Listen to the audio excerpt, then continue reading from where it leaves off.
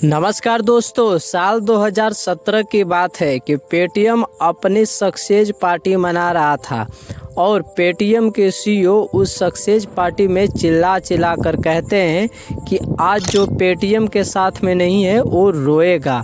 लेकिन अफसोस इस बात का है कि जो पेटीएम के साथ में है वो रो रहा है। आखिरकार पेटीएम ऐसी कौन सी गलती किया कि पूरी तरह मार्केट से ही क्रैश हो गया। आइए आज की वीडियो में जानने की कोशिश करते हैं कि पेटीएम मार्केट से कैसे पूरी तरह से क्रैश हो गया।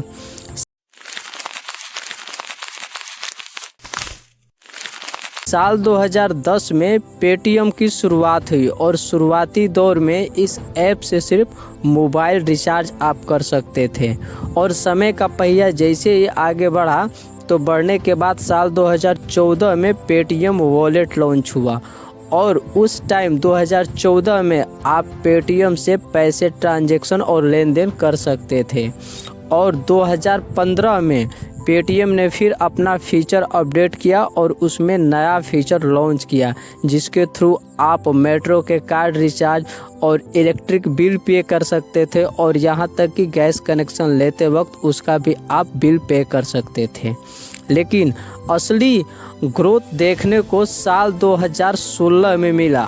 आपको याद होगा कि 8 नवंबर 2016 में नोटबंदी हुआ था। तो उससे पहले पेटीएम के यूजर 125 मिलियन थे और नोटबंदी के बाद ऑटोमेटिक इनका कस्टमर में इतना ज़्यादा उछाल देखने को मिला कि 185 मिलियन यूजर हो गए। लेकिन असली कंट्रोवर्सी तो यही खड़ा होता है कि जैसे ही 8 नवंबर 2016 में जब नोटबंदी हुआ तो नोटबंदी होने के बाद जब सुबह वाले दिन हर एक अखबार के फ्रंट पेपर पे छपे हुए थे कि अब की बार आप एटीएम नहीं पेटीएम करो, और इस पे लोग सवाल पूछने लगे कि क्या लगता है कि पेटीएम को पहले ही ऑलरेडी पता था कि नोटबंदी होने वाला है, हमारे देश के अंदर 500 और 1000 के नोट बंद होने वाले हैं। और इस पे बहुत ज़्यादा कंट्रोवर्सी हुआ। हालांकि जो भी कुछ हुआ लेकिन पेटीएम को इसमें बहुत ज़्यादा फ़ायदा हुआ। फिर अगली कंट्रोवर्सी हुई कि इनकी एक चाइनीज़ कंपनी थी जिसका नाम था अलीबाबा और इनका उस कंपनी से कनेक्शन हो गया। साल 2015 की बात है कि ये कंपनी पेटीएम के अंदर 680 मिलियन डॉलर इन्वेस्ट करती है और 40% पेटीएम का शेयर अपने नाम कर लेती है। और जैसे ही लोगों को पता चलता है तो ये लोग कहते हैं कि पेटीएम अपने देश में तो चल रहा है लेकिन 40% अपना शेयर चाइनीज कंपनी अलीबाबा को बेच दिया है, जिसके थ्रू वो लोग आपका डेटा का इस्तेमाल कर और आपके साथ में स्कैम भी कर सकते हैं। और ये भी बहुत सारा कंट्रोवर्सी हुआ। अगली कंट्रोवर्सी 2017 में पेटीएम के साथ में हुआ जब पेटीएम ने अपना खुद का पेटीएम बैंक लॉन्च किया।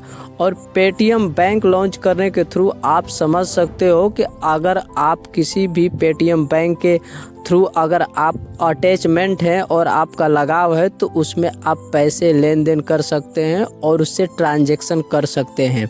लेकिन उसका एक लिमिट था, आरबीआई ने उसको लिमिट किया था कि अगर आप पेटीएम बैंक लॉन्च किए हैं तो आपके बैंक में 2 लाख से ज़्यादा कोई पैसे डिपॉजिट नहीं कर सकता है। और दरअसल आपको पता होगा कि इनकी कोई शाखाएं नहीं होती है, ये डिजिटल रूप से ज़्यादा काम करते हैं, मतलब ऑफलाइन इनकी कोई शाखाएं नहीं होती हैं।